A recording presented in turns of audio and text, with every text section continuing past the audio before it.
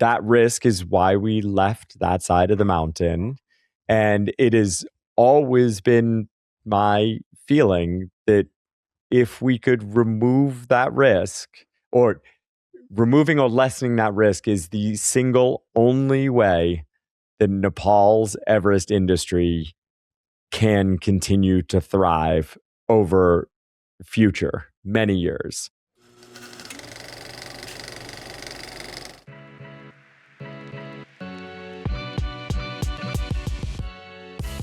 Hello and welcome to the Duffel Shuffle. I'm Adrian Ballinger, and we're here to discuss the world of climbing and skiing in all its forms through the eyes of mountain guides. And I'm Sam Keykeper.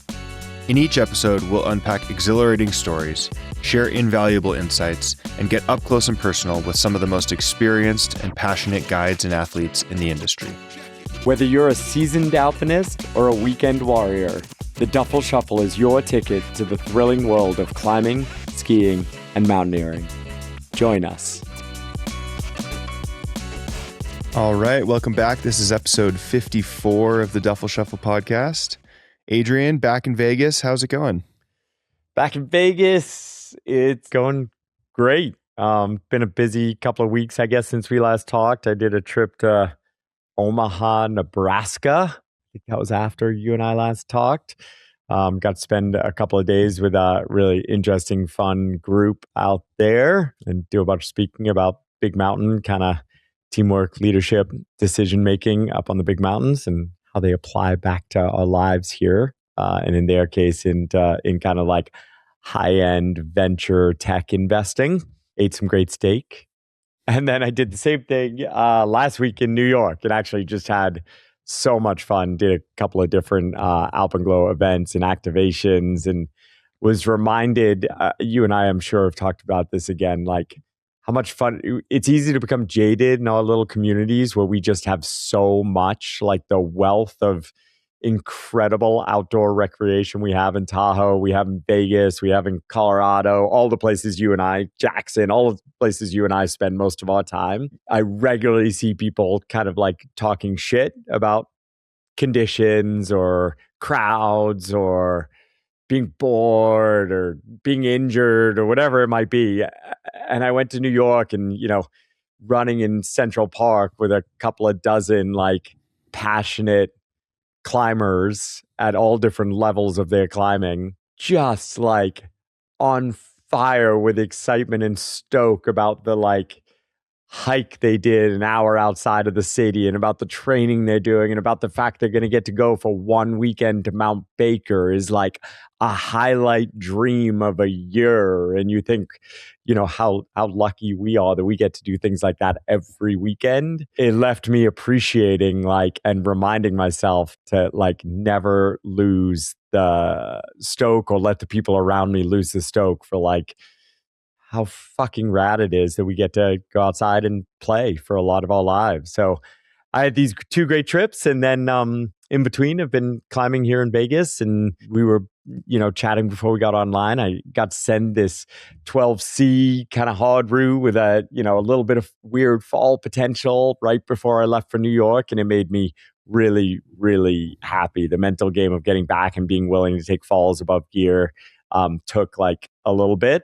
And it felt really, really good to put a climb together. So we have 1 week left here. I'm going to try to climb as much as I possibly can before heading back to Tahoe in early summer.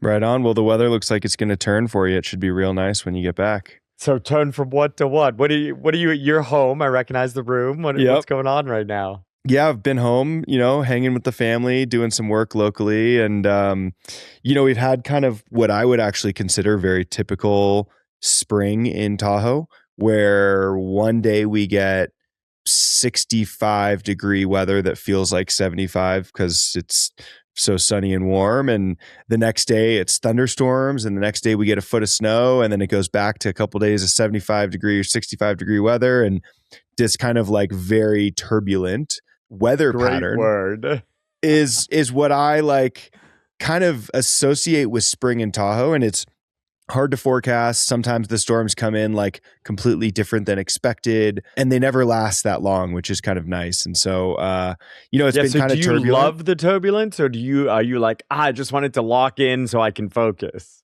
Well, it's interesting. We were talking about like Shasta, and the turbulence makes Shasta very challenging because you get some snow on Shasta, and all of a sudden, those sunny days, it's not corning up. It's kind of starting that corn cycle, or it's starting to freeze thaw, but it's not actually corn skiing yet. You get a lot of breakable crust. And so, on one hand, it's definitely tricky for like work opportunities on Shasta and the bigger mountains and down in the eastern Sierras. But at the same time, like, being in Tahoe, it's quite fun, I think. I really like the turbulence when like the sunny days line up on the weekends, and then midweek you get some turbulence. Unfortunately, we've kind of had like the opposite, where the weeks have been really nice and then the weekends have been a little bit more weathery. Wait, are you a weekend warrior? What are we even Well, talking about here? the reality is, like, unlike you, I have childcare during the week, and so with kids, being able to get outside, it's nice to have better weather on the weekends, and we don't have childcare on the weekends, so that's where we're at. Yes. Yes. We also just did a really fun weekend without childcare. Just throw it out there. We just, obviously you know this because I was late for recording today because we did a full crag day with the 3.5-year-old today. I think this is one of the first times we fully went out planning on like a day where we were trying routes, like harder routes, without having a third at all. So like no One's third, no playing, one's childcare. climbing. One's playing, one's climbing, and Arrow's entertaining himself at the crag. So we picked a pretty specific crag with good flat zones, lots of sand, and brought like, I think my bag had, the normal 20 pounds of climbing gear, and then it had 20 pounds of toys in it. But it was actually super fun. It definitely was like a solid 50% less like of our focus than we normally get. But it was pretty cool to see it kind of working. And I guess we'll see how that goes. Like, does he stay excited because the hike to the crag is so cool, and because he gets to swing on the rope for a bit and do a little climbing, and monster truck toys in the sand is kind of cool, but like, does it stay cool or does it become like uncool and he doesn't want to join us? I guess will be a week by week or month by month experience. But today was a good one. Do you have like the code word when like someone's climbing hard, someone's belaying, and Arrow starts to get in trouble? Like, is there a code word and a system for how you handle that? Or do you just like not address it until it happens and then figure it out on the fly? Yeah, exactly. We were just figuring it out on the fly. The biggest thing that happened today is I had to come down off a route because he had to poop. Oh, yeah. And we were like, yeah, just hold it. We'll be done soon. No problem, bud. We got wag bags. Like, it's going to be great. He's like, no, now. And we're like, oh, bud, hold it. It's cool. And then all of a sudden he's like stripping his clothes off right at the base. We're like, our kid cannot poop at the base of one of the best crags in Vegas or any, that's what Poor wag bags form, are but for. it probably would have been fine. So like racing down, getting the wag bags out, getting them away from the wall is like 3 crag dogs like, oh, there's gonna be poop, like it was a little bit of a scene, but it worked out great. He was a rock star. We had a lot of fun. Well, I think your kind of message of like get out and make the best out of every day kind of leads into my my news type topic, and mine's an unfortunate and sad one, but I think we'd be remiss to not talk about the notable loss in the outdoor industry. I think it was last week. Bernie Rosow out of Mammoth and Will Stanhope out of BC, both were killed in separate incidents. And, both of those guys, I didn't know either of them, but I knew them through social media and such and through mutual friends. And the message that I saw across social media heavily over the last 10 days, maybe now, or since their passing, was just that these guys got out and they got after it, and they made the most out every day. And I think it's a really good reminder. And obviously it's a tragic loss and a sad reminder, but I think it's important to have those reminders in our life, especially, we are so fortunate to live in the areas we live and get to recreate in incredible ways so frequently. And life can be short. Yeah, man, it's a great message. And it was a heavy 10 days with those two. And it definitely felt like they were like hits from different directions, right? Like 2 very different communities. They're like core core ski community, free ride community on the east side of the Sierra in Mammoth. And then as core as a rock climber can get from BC. I knew both really casually, Will from events and things like that over the years, and sharing a lot of really close friends. And then Bernie through healthy, I guess, DM relationship, talking about like skiing and ski goals and when things went down on the different in the different areas we played. But both were really like motivating to me in different ways. Bernie, I thought, was really interesting in that like he had a real job, right? He drove a snowcat and was just like grinding away, and yet seemed to get out more than anyone I know on the east side of the Sierra, Tahoe east side, and every day looked like he was making the best of it. And you know, as you know, he was, you know, lost in what looked like a medical like emergency, just so unexpected and so sad. And then Will has just for decades been pushing the cutting edge of all, you know, different types of climbing, but especially what I always just see was him going out and trying to put up hard trad lines in the mountains, which inspires me so much, even though it's always been my just fucking weakest discipline. And you know, he was killed in what also looks like a really random accident on a moderate for him route, you know, a very hard route for most people and a very moderate route for him in an area he knew so well in Squamish.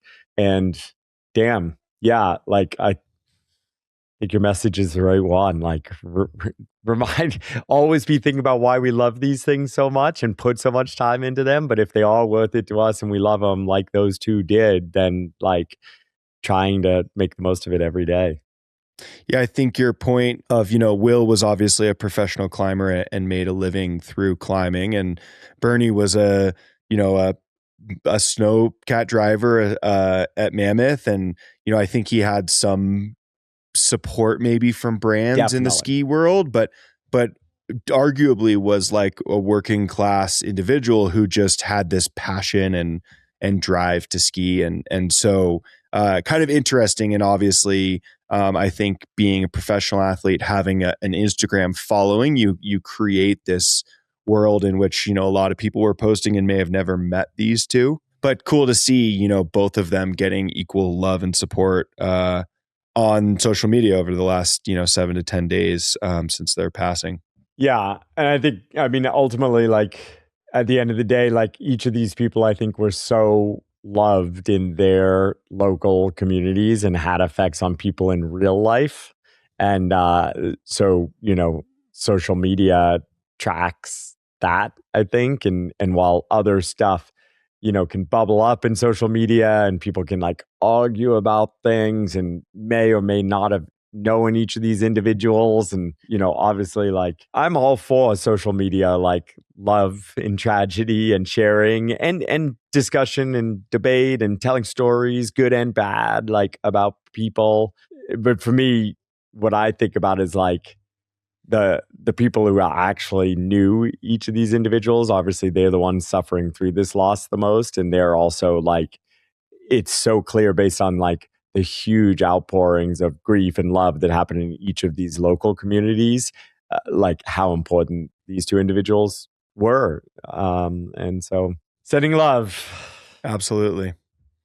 Well, what do you have? What do I have? Oh, well, my news, I just thought was a fun story. Like, obviously, we're going to be going into talking about Everest primarily, and what's going on in Everest. And it's just been like nonstop headlines, of course, as we're right into mid-season now with, you know, probably 1,000+ climbers on the south side of the mountain. So we're going to get to that. But as a little bit of a balance to that story, a great story came out about just two climbers, a Russian and Ukrainian climber. I'm going to read their names: Alex Moroz of Ukraine and Mark Ablavaki of Russia. Sorry if I'm not pronouncing your names right. They decided to do a mission on Manaslu. And Manaslu is probably the busiest 8,000 meter peak and arguably the most like, you know, commercialized of the 8,000 meter peaks out there. It's obviously easier than Everest, it's cheaper than Everest. It's a stepping stone to Everest, and it's complete chaos in the autumn. What I loved about these stories, these guys went in the off season. They went in the spring season instead of the autumn. And it's only really the off season because it's Everest season. And so very few people climb mountains like Choyu and Manaslu in the spring. Arguably, they are more difficult there since they don't have nearly as much snow, since the snow comes in the monsoon in the summer. The mountains are icier, rockier, colder, windier. There's a bunch of things in the spring that might make them a little bit more difficult. But these guys went in the spring and found a mountain with no one else on it. They did a 2-week ascent, no oxygen, no Sherpa, no trail breaking. They say no fixed ropes. The reality is actually they were finding a lot of the old fixed ropes. So when they say no fixed ropes, they meant they didn't place any fixed ropes, but they did use fixed ropes that were on the mountain from previous seasons, because we as climbers are not yet in a good rotation of removing fixed ropes at the end of a season or anything like that. So I'm sure they did benefit from fixed ropes, but mostly they had very few benefits. Or like crutches or whatever you want to call them, asterisks. They went up there, tried really hard. From what I understand of the story, took a outsized level of risk, kind of like how we remember the old school 8,000 meter peak attempts. One of them spent a bivvy out. One of them turned around because they thought they were getting frostbite. They weren't fully acclimatized because conditions didn't let them do as many rotations as they wanted to. It was all firm ice because it hadn't snowed all winter, but then it snowed 60 centimeters, a couple of feet of snow during this summer push. So on the way down, they had loads of avalanche hazard. Like they hung it way out there. But at the end of the day, one of them summited, one of them didn't. They both lived. And to me, first of all, it's just like, cool, kudos. Like, I'm not sure how many like truly on the edge things are going to happen this season in Himalaya. We just don't know of too many stories yet. So it's cool to see people pushing in that way and pushing in a way like I'm really excited about the cutting edge ways people are pushing with speed and no oxygen and enchainments. But this is just climbing big mountains the hard way on the normal route, but climbing them the hard way. I love that. And I also love the fact that this is one of the drums I love to beat. Like the vast, vast majority of the mountains, including in the Himalaya, are completely untouched. They're not ruined. They're not commercialized. No one's in your way of going out and having a completely rowdy adventure, just like people did in the 50s, 60s, 70s, 80s. I hope today it's different in that you do have better weather forecasting, I hope. And I hope it's better in that you do take down your trash and your gas canisters in your tents like they didn't used to do in the 50s, 60s, and 70s. But other than those two things, there is essentially no change. And I just love that that's how 99.99999% of the world's mountains are. They're just waiting for you. Yeah, it's a cool story. I agree. And, it just made me think, we talk so much about the commercialization of these mountains, and you're right in that it's, 10%, 5% of the season or of the year is the climbing season on these mountains, right? And so there's 95% of the year where these mountains can be climbed. And then my brain also goes to like all these conversations we've had about climate change and how what is the typical winter is changing and we have more volatility and the seasons are shifting and all this talk. And it kind of makes you wonder if maybe there's just a lot more climbing season out there. And as things shift and as weather forecasting gets better, there's 95% of the year in which these mountains could be climbed in that super awesome style. And, maybe it's more possible, maybe it's more feasible than the commercialization makes it seem, treating the regular season as the only time to climb, because we might have more dry spells. We might have more stable weather periods. And, if you have the means and you have the time and you could go strike mission the Himalaya because, weather forecasting gives us a longer forecast and all these factors line up. It's pretty cool to think about the potential of how that might change and shift. Yeah, absolutely. And I won't fully agree that I don't think we're there yet of just vastly longer seasons or better seasons. I totally agree, though, that better weather forecasting will allow people to catch other windows, which I think is what you were saying. But also the big thing I think that you hit on I really strongly agree with, the vast majority of everyone following commercial teams, while like the reason for that is because of how much easier the climb is. And that's not to take away from it. I think it's super rad to climb these mountains with commercial support. That's how I climbed Everest without oxygen. Like I had a commercial team around me because I wanted that safety net. I think it's equally awesome or rad to climb it in that way. It's just that each of us should like be choosing what we want and then being honest about that. So I think sometimes we hear climbers bemoaning the commercialization and yet going during the commercial season. And I think this is kind of what you're speaking to. And like that, I think is kind of horseshit because it's like probably you're choosing to go during the commercial season because you actually want those advantages. You want the trail broken. You want the fixed ropes, maybe not to use on the way up, but if your partner breaks his leg or her leg, you're going to be really excited to hop on that fixed line. You want the weather forecasting from the really, really strong commercial teams that have invested so much money and can therefore pick the best windows in a very different way than a non-commercial team can. So I think that's often true. So I think like this is a good reminder, like when you go during the commercial season on a commercialized route, you are 100% choosing that. And that's cool. I choose that, but we should be really open and honest about it. Totally. Yep. No, it's inspiring, and it's a good reminder that the mountains can still be raw and untamed, despite what we often see and explore. Absolutely. So, yeah. Go team. Congratulations. Yeah, absolutely. All right. Well, coming up, we're going to do our second armchair mountaineering of coverage of the Everest season. So a couple weeks ago, we started talking about Everest, and we're going to continue just chatting about the topics around Everest. So stay tuned for more of that.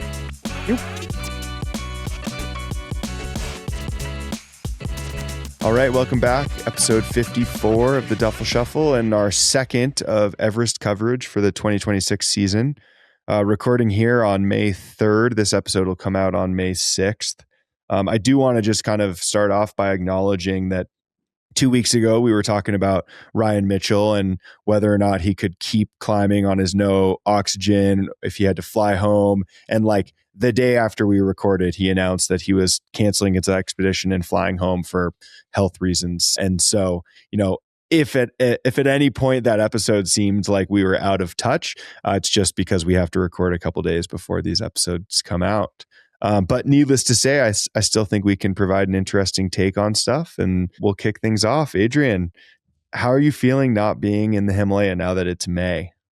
Shoot. I mean, exactly what you'd expect. Like certainly there's a piece of me that's missing that like singular focus of climbing a big mountain with a team and having to work really, really hard. Like, it comes even down to the simplicity of like me and Em were just talking. It's like, I need to go out and do a really big route where we get up here in Red Rock, like in Vegas, like where I get up before dawn and I climb all day. And I know it's going to be hard to get back out at the end of the day in time to, feed our kid dinner kind of thing. Like, and the climbing should be like not dangerous, but like there should be some unknowns to it. We can't just go romp up a route that we've done 6 times before. Like, and we can't just go sport climbing. So I guess like that, I think that's actually that little piece of like, damn, like usually right now, this time of year, I'm having the biggest adventure and like unknown problem solving challenge with a group of people that I'm going to bond really tightly with. And I'm certainly craving that and missing that. At the same time, and this is probably a little of what we'll talk about in this episode, like, as I look to what is actually happening on the mountain, I feel like a lot of like, I'm so stoked for the people who are there, and I know they're having like an all-time experience. But my little jaded old man self is like, oh, same old shit, Yeah. Like here we go again, another season. And so one of the reasons I stopped was obviously like the risk of it and not wanting to take as much time away from Arrow and my family, or stopped, at least took a year, I'm taking time off, not going every year. Like the second reason I did it was that I felt like I was maybe learning a little less than I used to. And so to justify that much time away and that much risk for my family, there has to be like massive outsized learning in the experience, or at least potential for learning. And maybe I feel a little bit less of that. So I still stand behind that, like, it feels appropriate that I'm not there this season. All that meaning north side, and now obviously the south side is a separate conversation that I'm sure we're going to have on this call too. But so that's how I feel. Little, missing the hardship of it.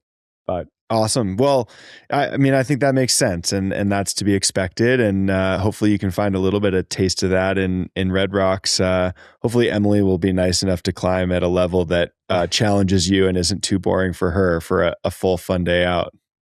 Exactly. That's the challenge. So diving into Everest coverage, I think, the big news that has happened in the last 2 weeks is that the icefall is open. And certainly that was like that's been the news for kind of all of April, is that the icefall was threatened by a large serac, and therefore the fixing through the icefall was on pause for a long time and was delayed. Now, I saw some reports that 40% of that serac fell and 60% still exists.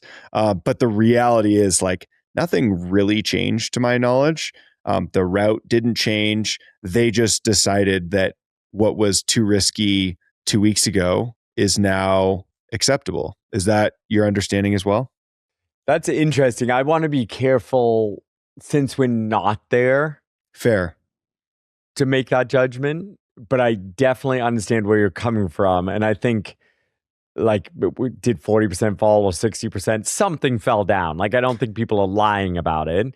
And the team did, like, where the icefall doctors had planned on going, it sounds like, the team that did finally put the route in, which was not the icefall doctors, nor was it I think the Expedition Operators Association. It was just a group of Sherpa from different teams came together along with the Polish skier. And I do think they worked further right around the Serac than was initially thought possible. But from my understanding, a lot of people think the route should actually be going left to get fully around the Serac, but that would have taken at least 10 or 12 more ladders and been really difficult, steep climbing, because I think they're hard up against the west shoulder wall, which also opens up all the risk of the Seracs above. As it turns out, you and I talked about, we weren't sure whether the Serac was 6,000 feet above everyone or in the icefall. From the photos I've seen, it looks like it is actually in the icefall, but it's massive. So, there are some details that things did change.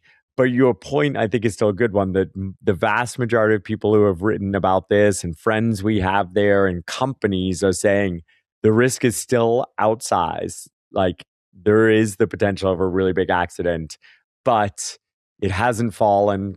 More of it hasn't fallen. We found this at least marginally safer route, and we need to keep moving, to your point. Like, the time, I think, was getting...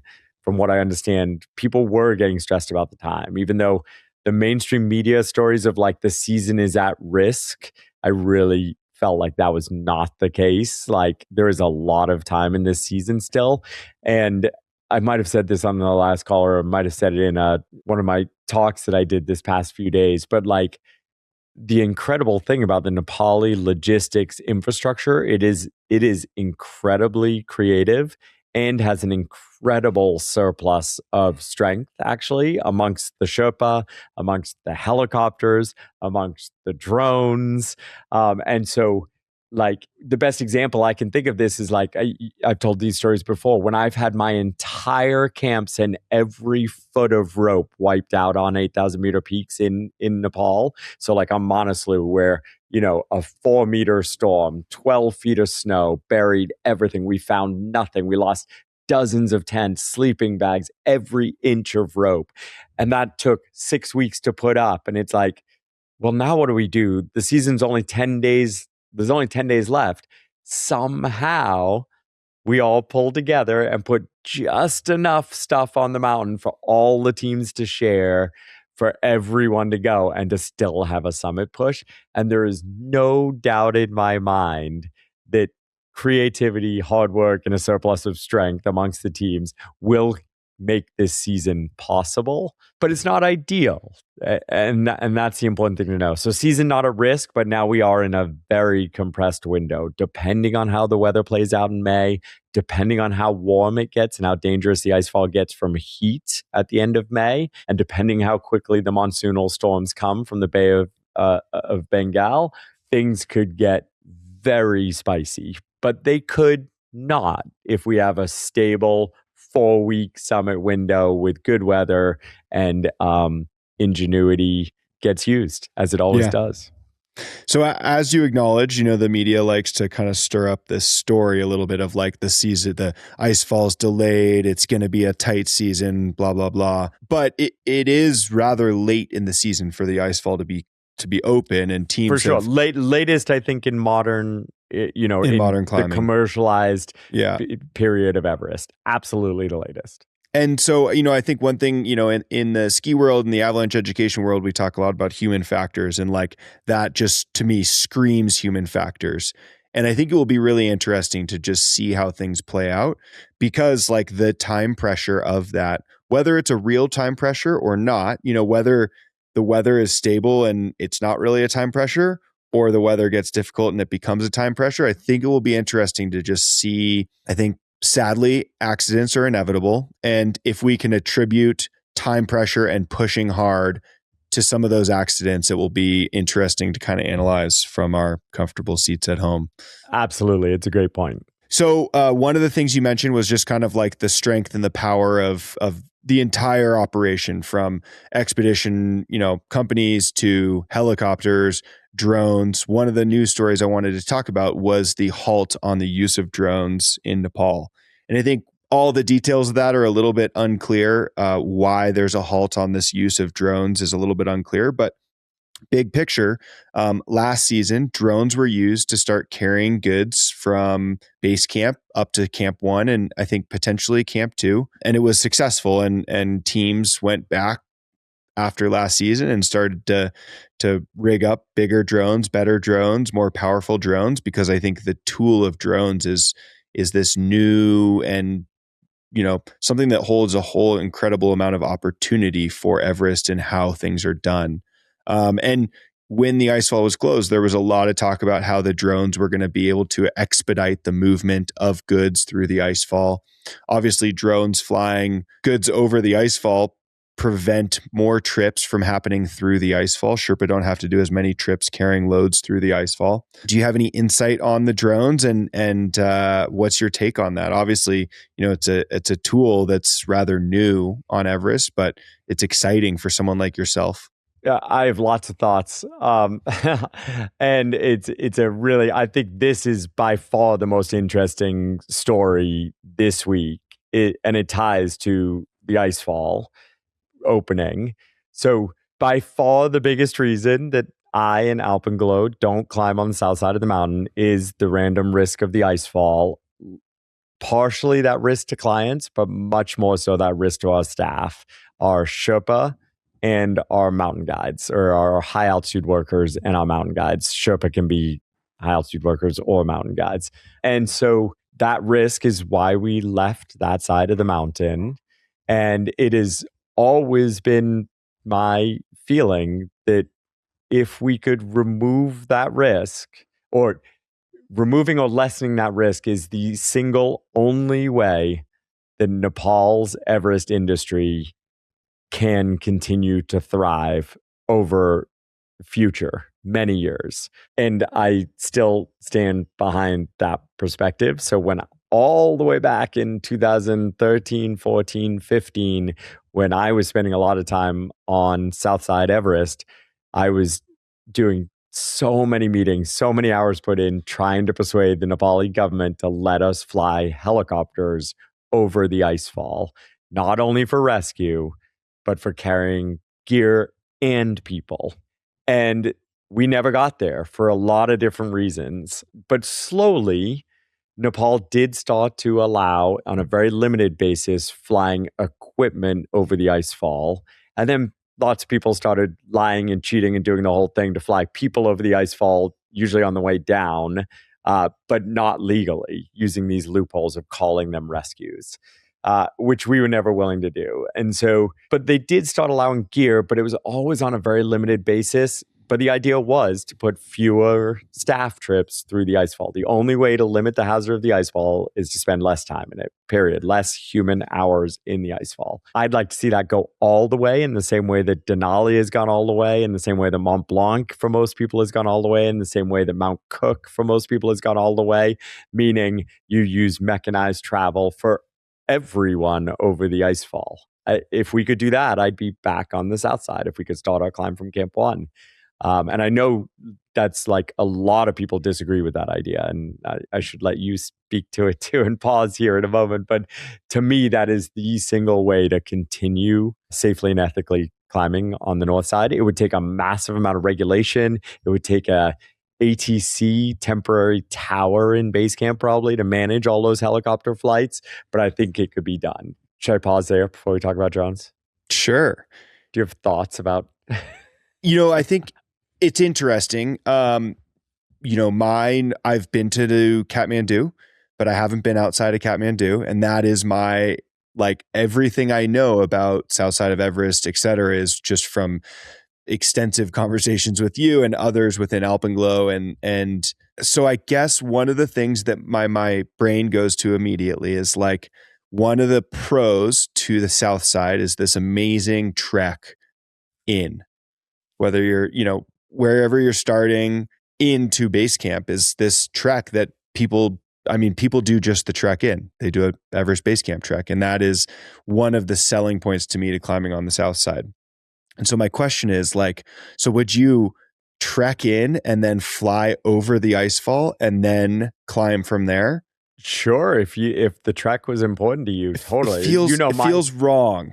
My point of view always has been like trek with your family as a separate trip. Or when climbing 100%. Everest, one of the single worst things to do is to trek to base camp, in, because so many get sick and ruin their entire season. Yeah, and the experience is already being dramatically affected by dozens of helicopter flights a day. So like sometimes I hear the argument like helicopters are going to ruin the experience for the trekkers, because there's far more trekkers than climbers. But that ship sailed in the same way in Europe. You're no longer going to ski the Vallée Blanche without hearing helis or whatever it is, like, or climb the Matterhorn. But to me, no, it doesn't feel wrong at all, because you're using the, like, I don't know. I feel like I do that like on Elbrus. I go hiking and acclimatize and do those things, and then I ride a chairlift. Like I use the tools that make sense in the place. Yeah. Now, but one thing I want to say before you dump back in, but that is in no way to say it's equal. Yeah. Like, so it will, in the same way I think of Mont Blanc, it is far more pure and harder to start your Mont Blanc climb from the Chamonix Church. And we talk about that all the time. But that in no way says to me that the vast majority of climbers shouldn't be allowed to ride the trams or the train half the way up the mountain. I think both are rad. And me saying we should be using helis, or we'll get to drones, helis or drones, for the vast majority of people, and definitely for all the staff, or all the staff who choose, like, doesn't mean that a climber on their own can't go through the icefall or shouldn't go through the icefall. But the icefall is going to go back to being a real thing, because there's not going to be 52 aluminum ladders put through, or however many there are this season. I think this season is actually a low ladder season. So maybe there's only 15 ladders, 20 ladders. But like, that work is no longer going to be done by staff. So you're going to have to choose to find your own way through. And I think that would in some ways make that way radder for those climbers that want that experience. Sorry, Go ahead. No, in thinking about it, I guess what you're saying is potentially moving the start of the general typical climb from base camp to Camp 1. And what I'm struggling with is, at Mont Blanc, Denali, at some point they were climbed from one location to the top and back. And we're going to get to that person that questioned us on YouTube from last episode about round trips. But at some point, the start point of these mountains was moved because of ability to use different infrastructure.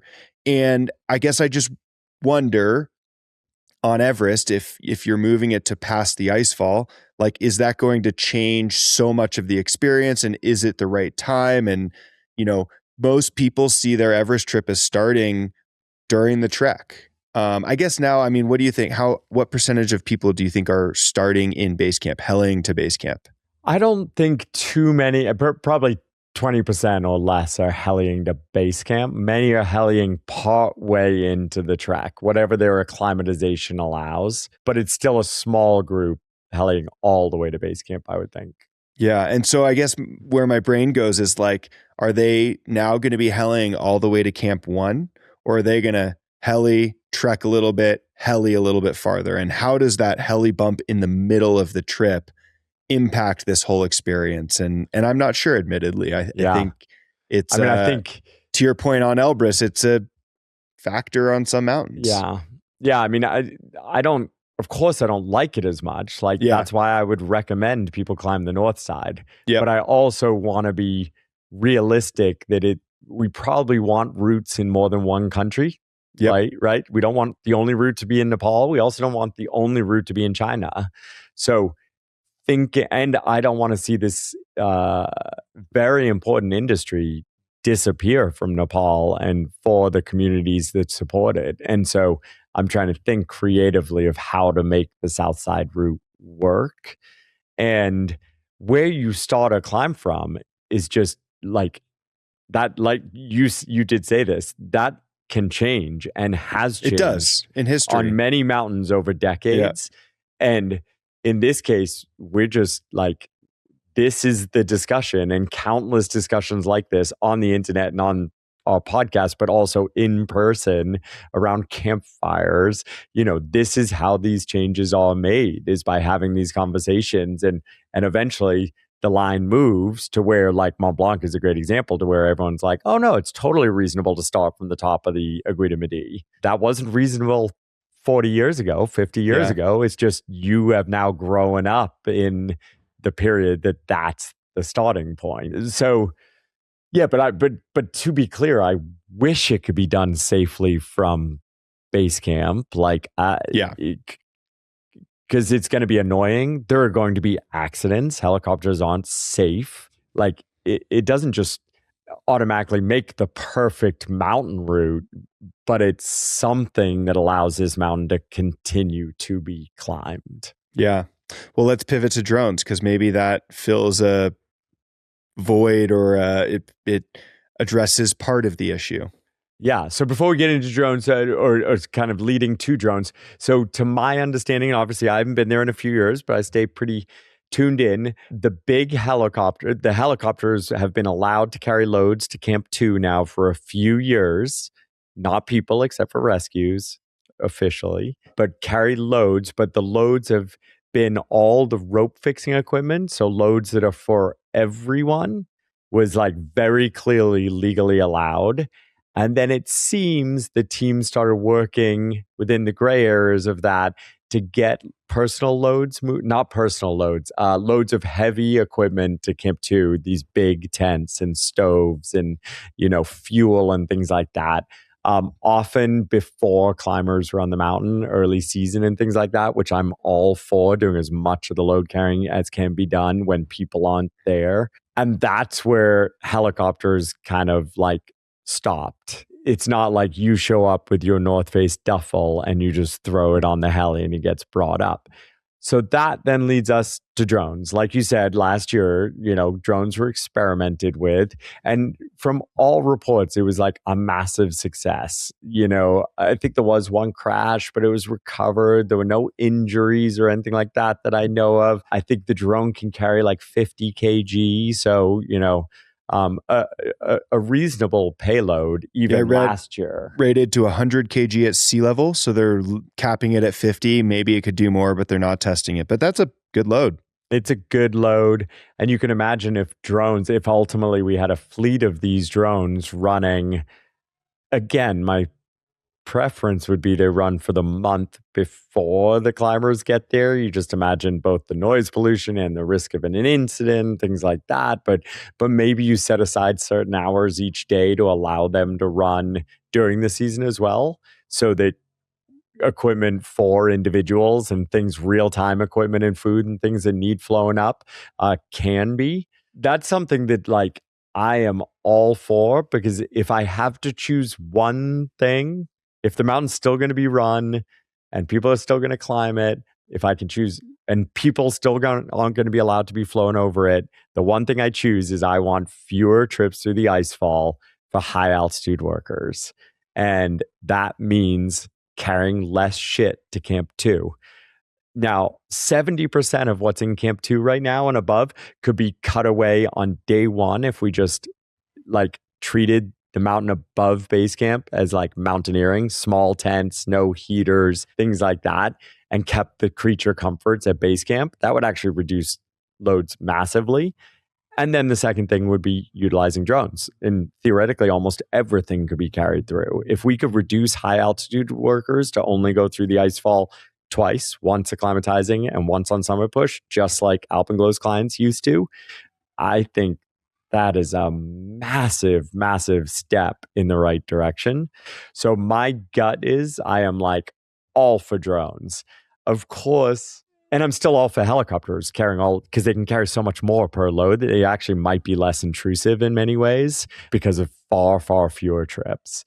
But I think it needs massively heavily regulated by a body we trust, to the point that I think every single load that's being carried by a drone should first be looked at by a body that's saying, yes, we're going to have those things in Camp 2, like tents and sleeping bags.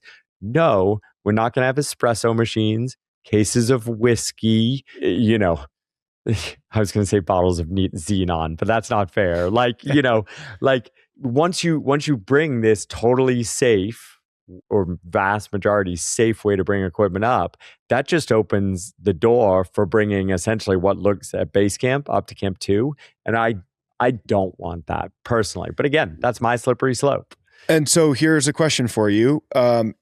If Camp 2 could be comfortable, very comfortable, more than just on mountain comforts, but more along the lines of base camp comforts, could climbers go through the icefall once on the way up, do their acclimatization, going to the top of the icefall to rest and recover, and never descend back down through before their summit push? Or is it too high? No, the short answer, it's such a great question. I haven't thought a lot about it. Yes, absolutely, you could only do a single trip through the icefall and then stay in Camp 2. The reason I say absolutely yes is there are seasons on the north side when we do exactly that. So our ABC, which we are lucky enough to walk up to and have yaks, so we can make our ABC very comfortable. It's at the same altitude as Camp 2 on the south side.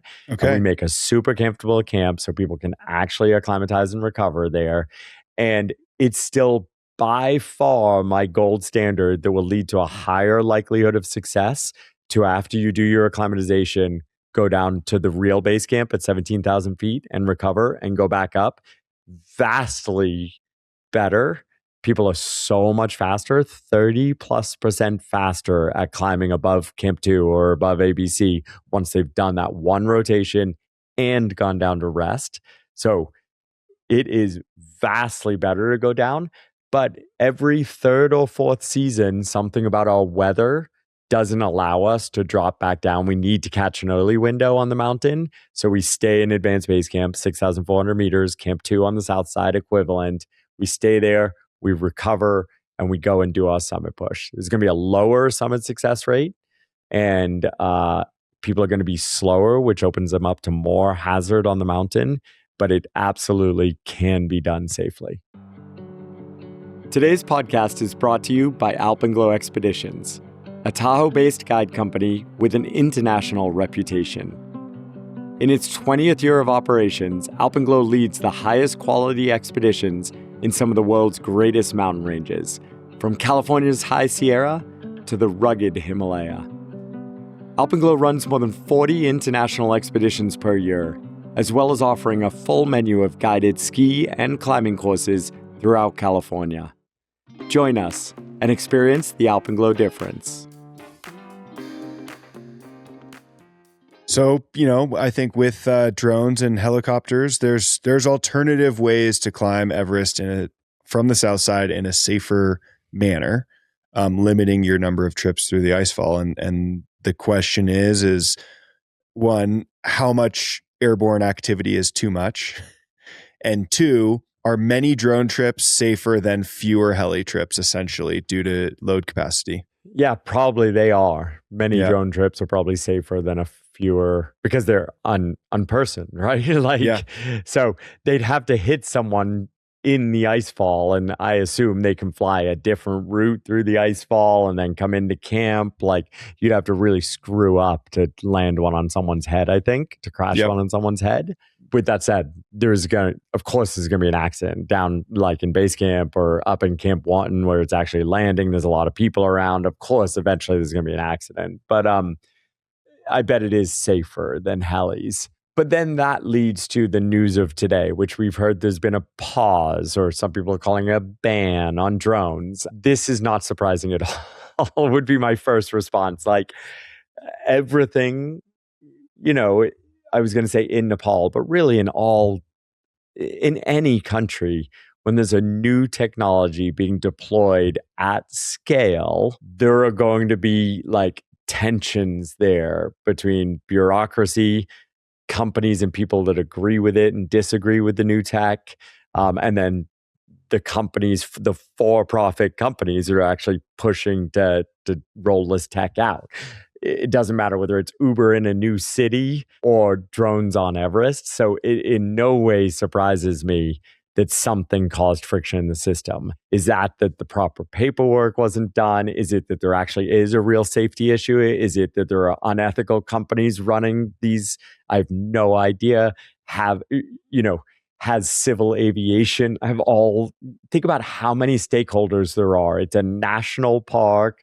It's, in a very militarily sensitive area on the border of China. The civil aviation in a country that has a very challenged safety record in its aviation. And there's massive amounts of money moving through. This should not surprise anyone that the government has at least paused these drones. And ultimately, I'm sure it's going to take, while I think these drones will start running again soon, and that's a good thing, I think these drones, we will see, hiccups and stops and starts and safety issues. And a few years from now, hopefully, the drone industry is totally established in how they work in the Himalaya and on Everest. But none of us should expect that in year 2.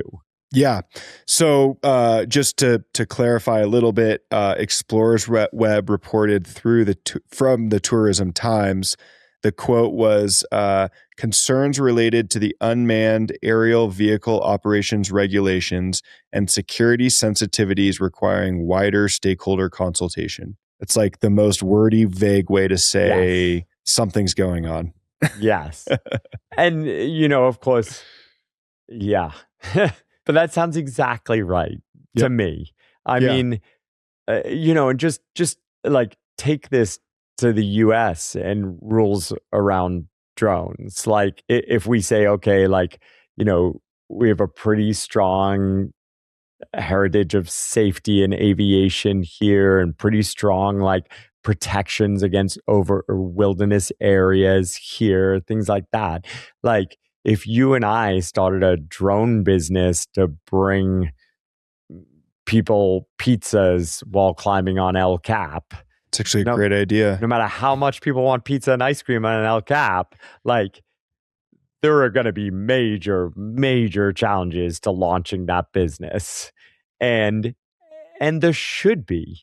The challenge is I so badly want fewer staff people to die in the icefall at the same time as I believe in rigorous regulation around new technology in the mountains. And those two things are in conflict.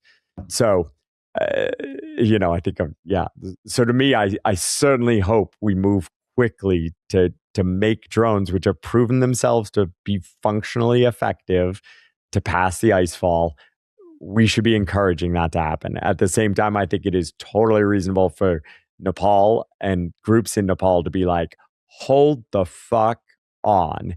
And if it takes a year or two, then hopefully people make the best decisions they can with the system they've been using, which in my opinion is not safe or ethical, but they've been using it for years. And so they need to continue making the best decisions they can, which might be not going, same as I made, the decision I made, while they encourage, and I want to encourage, this new system that I think could make things meaningfully better. And I don't think we're far away from having drones carrying people in places like New York City and LA for the Olympics. And so I only hope that technology also comes to the icefall. And if it does, and if Nepal effectively truly regulates aviation well and their mountaineering industry, then I think you'll see alpenglow back on the south side of the mountain. Oh, you heard it there. And I hope we don't even need the drones, right? Like Topo's there. Topo's done his, first trip through the icefall. Wrote me and was like, we did a carry to Camp 2, the old school way, like Sherpa and mountain guides together, and it went okay. It went good. You know, I don't want to take away from the language he used. He said the icefall for them was good. And so like, that's the other side of this. Like, would it be great the drones and helicopters were not necessary because the entire icefall collapsed and it was now totally possible to manage that terrain, not with zero risk, because there's no such thing, but with much less risk than historically has proven to be the case? Like, that's still by far best case scenario. Yeah. And if that happens, I hope we can rewind to, if we have gone to the point of let's carry everything to Camp 1, I hope we can rewind back to base camp. And I think that you and I would say the same thing about Mont Blanc, right? Like if Mont Blanc became meaningfully safe and reasonable to climb from town, I'd love to see us work towards that as a goal. Yeah, absolutely. So, you just acknowledged Topo's there, climbed through to Camp 2, did a carry. The news is that carries are happening to Camp 2 and soon here, Sherpa will be starting to make progress towards Camp 3. There were a couple little news topics. Yeah, I think Camp 3's probably already been reached. I'd be surprised if it hasn't. Yeah. Yeah. And there were a couple little news topics that I just wanted to touch on. One was that there was an avalanche off the Nuptse face that came into the icefall. I think just building some context around some of these things that we read and see in the media is really helpful and advantageous. Those types of avalanches where, the powder cloud maybe hits where the fixed lines are, how common is that in the icefall in your experience? Yeah, great question. So, the vast majority of everything I feel about this season thus far, even though we just went really deep into drones and this new technology, the vast majority of everything I've read is this is just a normal season on the south side of Everest. The number of people, the fact that people are acclimatizing on other mountains, like good companies have been doing that for 20 years. Like, as far as I know, Russell Bryce, Himalayan Experience, was the first person to start acclimatizing on other mountain to reduce trips through the icefall for his clients, his guides, and his Sherpa. He started doing that in 2009 by using Lobochet and doing everything from every single member of every team of his had to do multiple summits of Lobochet, a 6,000 meter peak, and they had to sleep on the summit for at least 2 nights. Massive camp, dozens of tents on the summit of a 6,000 meter peak. Like, you just think of that, like the summit of Denali, essentially. Like, and that was to reduce trips through the icefall. And now this season, we're seeing a lot of news out, like people in awe, not in awe, but like, guess what? We're acclimatizing on Lobochet, Mera, and Island peaks. It's like, well, of course you are. Like, you should have been doing that for decades. Like, yes, go do it. Like, is it more expensive? Sure. Is it logistically complicated? Sure. Is it by far a safer way to climb the south side of Everest? Yes. This is nothing new. Teams have been doing it for decades. Powder clouds, was actually your question. Like, I climbed on the south side of the mountain from 2009 to 2013. Is that right? 10, 11, 12, 13, 14. So 6 seasons. Like, 4 of those 6 seasons, I got hit by avalanche clouds. Some of those seasons, 2 of those seasons, multiple times in a season. So these occur when the avalanches happen from thousands of feet above the Khumbu icefall. They come down to huge chunks of ice, thankfully break into much smaller pieces of ice. Hopefully, they break into small enough particles of ice that all you experience is a wild life experience of a massive blast of air. And like you get soaking wet because snow fills every single part of you. It fills your tent, gets into like fully closed Gore-Tex, all those types of things. They're scary because you don't know how much power they're going to have, but they're not actually dangerous to you, provided you're not underneath the sections where there's still blocks of ice instead of microscopic particles of ice. The problem is they happen off both sides. So the west shoulder on one side, Noopse on the other side. When the climbing route gets forced in one side or the other side instead of going up the middle of the ice fall, that's when you're at risk of those things not just being powder clouds. Of course, the challenge of staying in the middle of the ice fall is that's where it often moves the fastest. If you imagine the ice fall is a river, it moves a few feet a day. That's where it can be the most broken. So when you're hearing about like the Serac that is dangerous this year, it's actually in the ice fall. It's a part of the ice fall that's moving down the mountain and going to collapse. So you're constantly balancing these different risks. But those powder clouds are very normal, but they are absolutely huge warning signs of the hazard that exists there.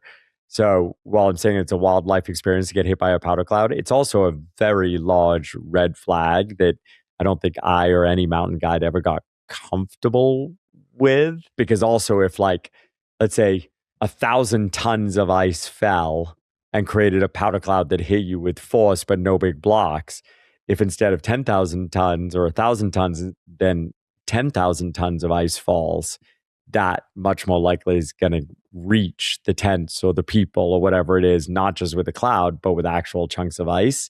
And that's what happened during the 2015 earthquake. Instead of powder clouds hitting base camp, which is relatively common a couple of times a season, the actual chunks of ice hit base camp and killed 19 people. Yeah.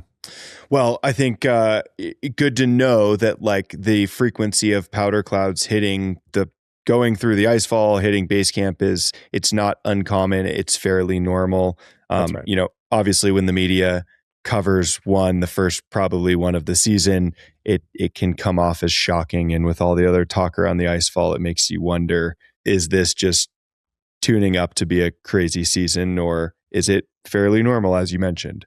Yeah. And so, big picture, you already kind of mentioned, you brought this up as well. Like thus far, it's a normal season in my eyes, but with a incredibly stressful compression of time and numbers of climbers, with the north side being closed and the potential rule change for next year where a 7,000 meter peak in Nepal will be required before coming. So we have a record number of permits this year, with now the potentially shortest season we've seen in the modern commercialized era of climbing Mount Everest. Those two things coming together make me very uncomfortable.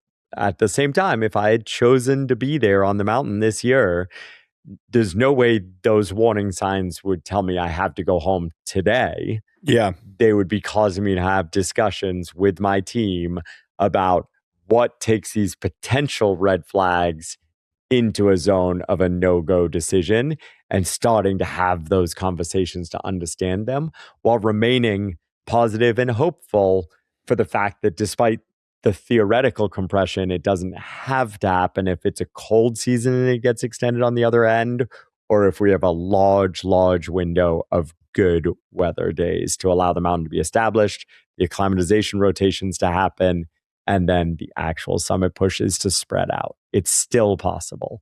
Yep. Another thing I saw that I wanted to get your take on, there was a Sherpa dangling from the fixed lines near some ladders, and the Sherpa fell off the ladder, and fortunately the fixed lines go past where the ladders are across the crevasses, and so the ladder aids you in walking across, and the fixed line saves you if you fall. So two questions there. One, how common is it to have someone fall off a ladder and get caught up on the fixed lines and have to get hauled to one side? Second question, that section was 5 ladders tied together, which, I'm assuming they're 8 to 10 foot aluminum ladders. You tie 5 of them together. I'm sure the middle is pretty bouncy wiggly. And so I wanted to know, one, like how common is 5 ladders tied together? And two, what is the most number of ladders tied together that you've seen? Yeah, so fun. One of my real memorable moments is a 5 tied together. And I think it was in 2011 or 2013. And it was like a huge talking point. It was like, oh my gosh, there's 5 tied together. I have this number 7 that maybe there has been a 7, but not in my time. This is a really large crevasse that in any possible scenario, you would figure out a way to end run and not center punch because it creates a massive bottleneck. When you have a 5-section ladder, it is quite difficult to get across, even though I proudly will say I, ran across that thing and did it loads of times with big, heavy loads. It gets quite a bounce when you get to 5. And then the way you actually have hand lines, which are also your fixed lines, what you're referring to, and your teammates on each side pull those hand lines tight with all their body weight to raise them out of the crevasse. So you have 2 hand lines like a monkey bridge on the Via Ferrata. So you have 3 points of contact. But when you get that long, it's almost impossible not to have big dips in the ropes. So then once you have dips in the ropes, you no longer can stand. So people end up coming down to their knees when they get scared. Once you're down on your knees, continuing forward progress just takes forever, and no one can go the other way. So hopefully there will ultimately be at least 2 of these ladders, but you imagine you need 10 of them because an average group of Sherpa will come up and it'll be 10 to 20 Sherpa together. They move in groups or a guided group. And all of a sudden, everyone's waiting for one at a time with your partners holding you. Think about all the overhead risk from the seracs we keep talking about while you're stuck in this bottleneck. So 5 is a nightmare, no doubt. One of my coolest memories, but a total nightmare and avoided at all costs. So whatever that section is, it means the ice fall's hard there this season. So I guess the ice fall hasn't flattened yet. Yeah, so it's a big red flag for me, while also being super cool when you do it for the first time. It is horrifying. And yet, to your point, yes, people fall off ladders every single year. Usually Sherpa carrying loads that are probably bigger than they should have. Again, you'll see a lot of more higher price teams. They're Sherpa carrying 30-pound loads, 40-pound loads. You'll see Sherpa from maybe more budget teams. They're making more wages, but many expedition leaders of the higher price teams will choose not to allow double load carries, even though a Sherpa makes more money doing that because of the risk. Usually, oftentimes what happens is a Sherpa with a 60 or a 70-pound load, it becomes almost impossible to navigate these ladders. So the falls become more common. Now, like you said, you have fixed ropes. If you're properly using the fixed ropes, you'll be clipped into 2 independent lines, one on each side. Those are the hand lines. So there is a pretty high degree of safety. That's why we do see every couple of years someone actually falling and being killed in a fall, but it's usually because they were going fast and not clipping both fixed ropes. So there's a failure of one anchor, but suddenly the whole system didn't work. They should be redundant systems. Falls are not uncommon, but they are quite dangerous when you're carrying a 60, 70-pound load. Again, we train a lot for this, right, on Denali and mountains like that, because if you're carrying a load that big, number one, you need to survive the fall without breaking anything. And number two, you need to get it off you very quickly or it's going to flip you upside down, cut off your breathing, things like this. So there needs to be a lot of training for carrying heavy loads when you might fall into a crevasse on a line. Those are the places my brain goes, is that training happening? Is everyone properly prepared with hauling systems to get back out? Things like that. So common, but still potentially quite serious. Yeah. And I mean, the forces of a 60-pound load on a smaller Sherpa free hanging alone are brutal to think about. It's just, yeah. Yep. Luckily, these Sherpa teams do generally travel together specifically for that reason, like strength in numbers. And, one thing I think a real positive is that the skill set of the most experienced Sherpa and Sherpa mountain guides who are certified by the IFMGA, the skill set is very, very high amongst that subset of Sherpa. And so they can effectuate rescues really quickly. They have the right equipment. And that certainly seems like the case here. My understanding is hauling system was built, Sherpa was hauled out, everyone was fine. And so we shouldn't make a bigger deal of it than it is. And then the fact that now, whenever something like this happens, there's dozens of cameras around, right? Like every Sherpa is now carrying a phone with a camera, along with every foreign climber. And so something like this, which I know this is why you brought it up, that happens every year more than once, all of a sudden it's making it into not just core climbing news, but into mainstream websites. And again, this is just normal climbing on a really difficult mountain. Yep. Yeah. Well, that kind of wraps up my Everest news. I have one topic to finish on, but do you have anything else that you've heard of from the season?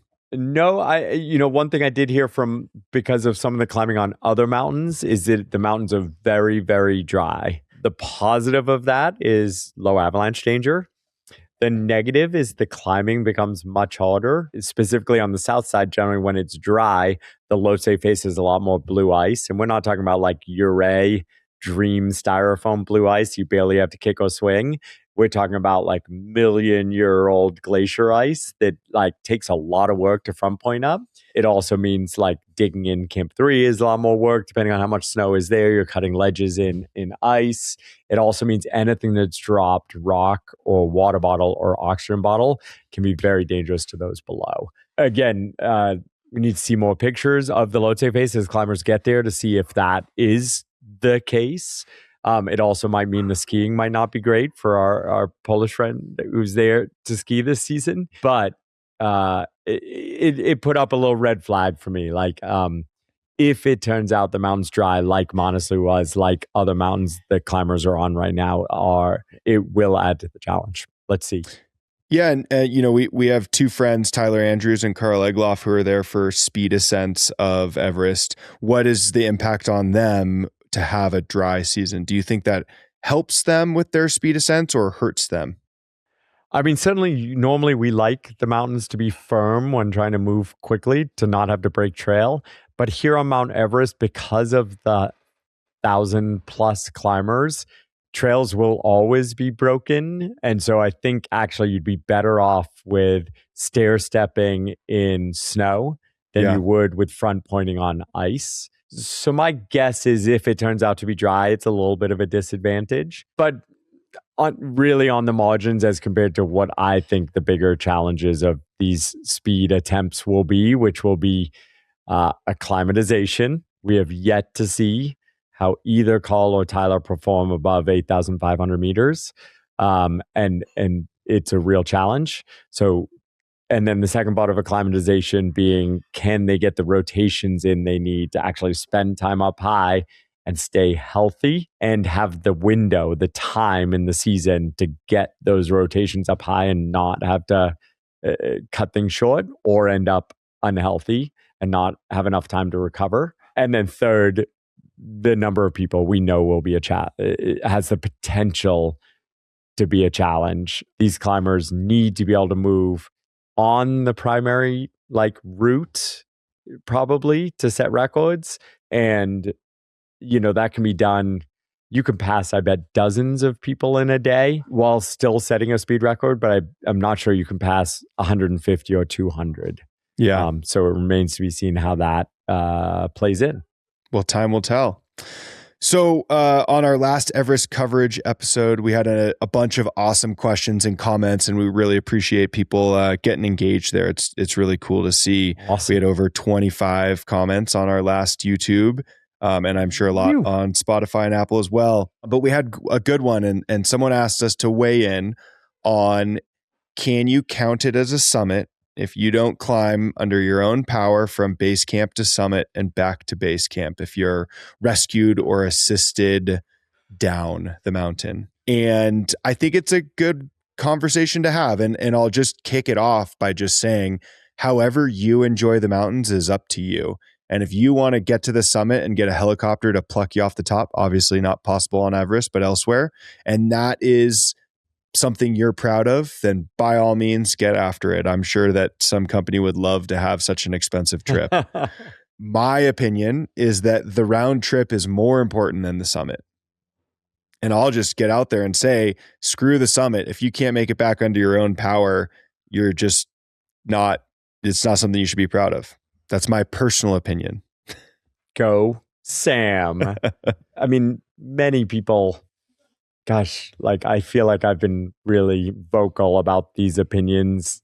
You know, for instance, like, you know, people setting, I'm pausing and thinking here because I was trying to remember the example I always use, but my brain is too altitude addled. You know, like a summit of K2 or Everest without supplemental oxygen when people are trying to be the first to do these things, someone who summits but dies on the descent. My opinion is that record still stands for someone else to set.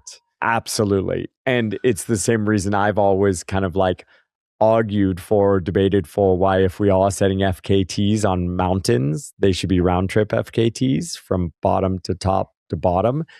That has been strongly pushed back against by people way more in that FKT world than me. And even you have given the example, like when people speed climb the nose, they climb up, not up and down. And so while I think a mountain is very different than a rock climb, I'm willing to like, you know, be open to the fact that there are different conceptions out there. But to your point, like anyone can be proud of whatever they do. So I wouldn't go as far as you went. Like if someone out there is proud of their, and I'm sure many people are proud of their climbs of Mount Everest, even though they were flown out from Camp 2 on the way down due to injury or sickness or exhaustion and not wanting to put Sherpa and guides in more risk. Like if you went home and you're proud, that's rad. Heck yeah. At the same time, it is okay, I think, to have debates and come up with a consensus in the community of what is a legitimate send. Not what, like I'm proud of my climbing today at Secret 13 in Red Rock, even though I fell all over a route and didn't get through, didn't even do every move. I'm still proud of it. But was it a send? No, of course it wasn't. And so I think that's where I'm at with this question. Like we do as a community have to set like what we consider a send, certainly for people who are making a living out of doing this or claiming to set records and things like that. And so for me, as for you, I think like I don't like a climb, a successful climb is from base camp to summit and back to base camp. Someone else might be even harsher than me and say, actually, it's from the trailhead, right? Like, you know, so if you helied into base camp, you cheated.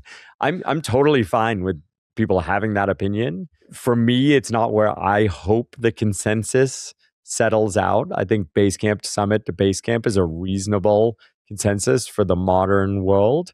And anything less than that, if you are rescued, if you use oxygen, if you take high altitude medications, if you are carried, if you fly a helicopter on your descent, if you die on the descent, then you did not complete your summit of that mountain. Yeah, I agree. And I think it's interesting. I care more about the round trip than what the starting and ending point was. And so if you say, I want to do it from Camp 1 or Camp 2 or whatever, I'm more opinionated about it being from your starting point to the top and back down to your starting point than I am whatever that starting point was.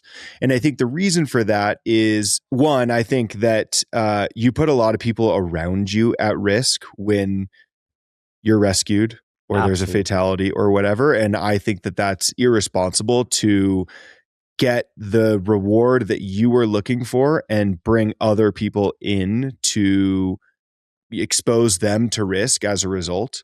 And two, I think one of the biggest challenges in in the mountains is managing your effort and your exertion and your risk tolerance. And if you're only forced to manage it on the way up and it doesn't matter for the way down, it's actually a lot easier. You have to think about, how can I manage everything I've got for the round trip versus just one way? It is much easier to give it everything you've got on the way up and not have to go down. And that, I think, is worth acknowledging. And, part of mountaineering is, how can you manage your output and how can you manage everything you've got and get as close to you can as giving it your all without expiring. Great way to kind of frame it. And I wholeheartedly agree. And again, this is not to say don't get the rescue when you need it. 100%. Like have the humility to say, I failed. I need rescued. Thank goodness we have world-class rescue services, right? Like, I don't want anyone, not that everyone's making their decisions based on the duffel shuffle, but like the duffel shuffle said my climb wouldn't count, so I'm going to die on this descent. No, it's like, no, get rescued. Like, we're so lucky these rescue services exist. But I absolutely agree with you. And I think, to your point, your starting point, getting back to your starting point, there is a lot of logic to that. And yet at the same time, I don't think we still want to be clear about what's like harder or like the cleanest ascent, climb, summit, I think. But I hear your point. That it's like the round trip means you understood your risk and stayed on the right side of it. Yeah. And I think, you can bring it back to before helicopters and rescue teams were an option. And, the goal was to do a round trip. And that was the only way you could talk about your success in the mountains, because you had to come back alive to tell people. And so that should be maintained. Yeah. Wait, and how did this come up in the comments? What, someone asked us to weigh in, and so this is us weighing in on that question. But I think it's a great. I didn't know if it was specifically tied to someone's climb. Not specifically tied to someone's climb, just a general. We weigh in on it? And I think it's a great topic, and there's a lot of opinions out there, and I think style is something that can be debated endlessly. And truly, the perfect style is one person goes out by themselves with nothing and climbs to the top and back, and that's it. But that's just not happening. And so, we can debate the asterisks of style endlessly. And I guess this would be one of those debates. Yes. And if, I guess, gosh, we can just keep going. I love this. Because as we were talking about it, I was thinking I am totally open to the fact that we're using language unclearly. Is that even a word? I would be fine if the community got to the point where it's you summited the mountain, even if you died on the way down, but you didn't send the mountain. Ooh, you didn't succeed. Yeah. That's not how I'm using the language currently. Summit to me means what we're talking about. You did the round trip. But I could see, because these things are so thorny and weird, I could see us as a community getting to the point, of being oh, well, he summited, but he didn't succeed, or he summited, but he didn't send. Because by definition, I'm sure if we looked in a Webster's dictionary, summiting is getting to the top, I bet. So but that's not how I think of it currently. Yeah, no, I agree. Well, if you have other questions or things you want us to weigh in on, feel free to drop them in the comments, and hopefully we can get to it in 2 weeks on our 3rd episode of Everest coverage. We love to have opinions. And the fun thing is, this is going to come out, I think you said, on May 6th. That means the next episode is going to come out on May 20th. Almost certainly a bulk of the action has happened in the next 2 weeks on Everest. So, of course, I hope if you're interested, you're following along real time. There's lots of resources on Instagram. You've heard us refer to Explorers Web before as a great place to get kind of real-time news taken with a healthy grain of salt. In the same way, even more so if you read something from, mainstream media, local newspapers. Just remember, everyone's trying to get the news out quickest.